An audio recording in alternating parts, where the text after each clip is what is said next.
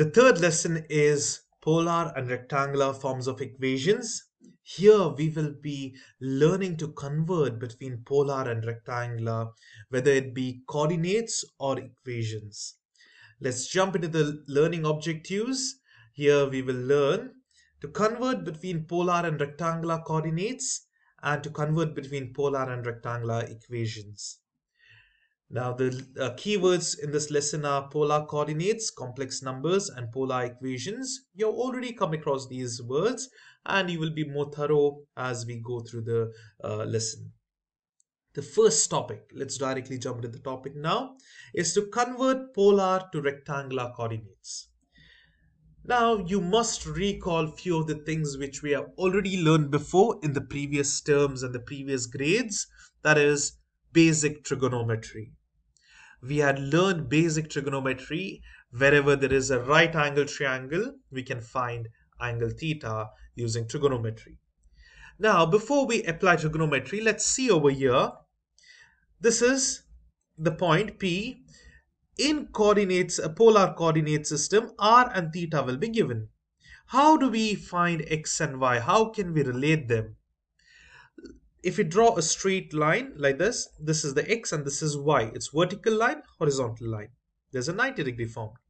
What is sine and cos?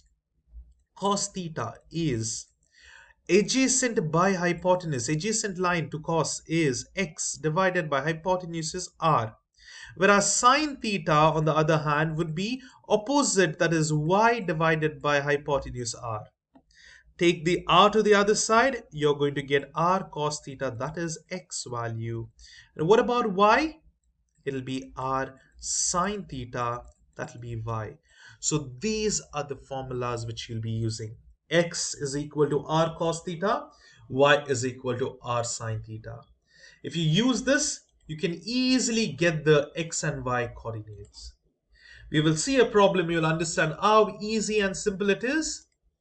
Here we have rectangular coordinates for each point with given polar coordinates 4, pi by 6. What do we do? How do we solve? First, let's analyze the given. And the r, the radius or the distance is 4. What about the angle? That is pi by 6. Pi is 180 divided by 6 will give you 30 degrees. So to convert, it's just put pi as 180 and convert it. Now you got 30 degrees. Again, please note, the reason why I convert everything to degrees is it's much easier to solve in degrees.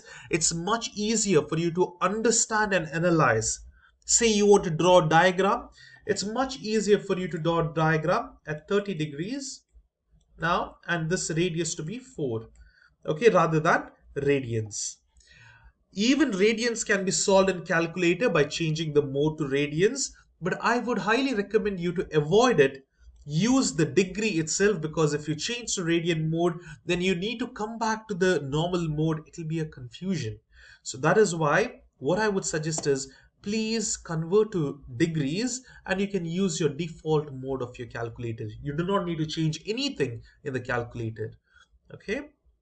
So now then, your r and theta, coming back to the problem, just use the formulas.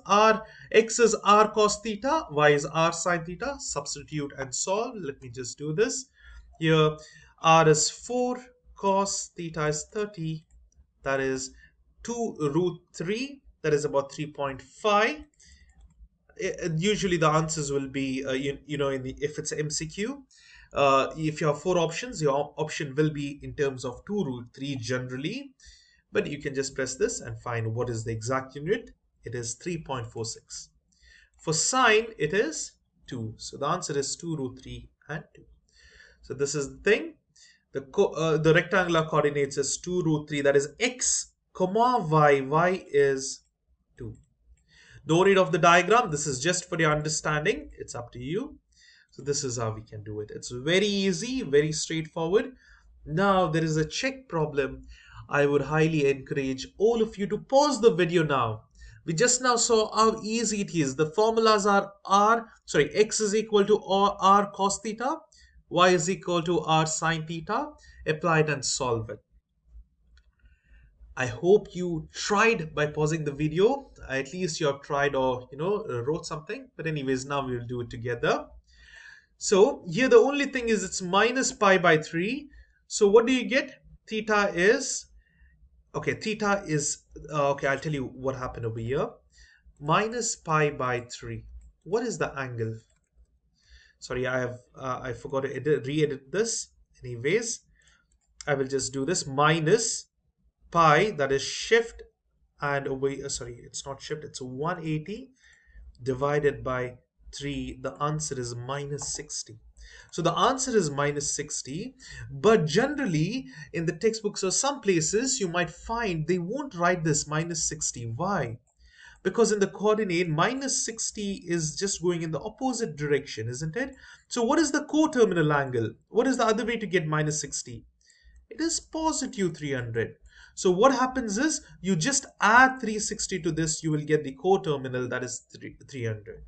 Okay, but you can use both. We will solve using both, either minus 60 or 300 will give you the same answer. R is cos theta, sorry, x is equal to r cos theta. Now let's use both of this and see the answers.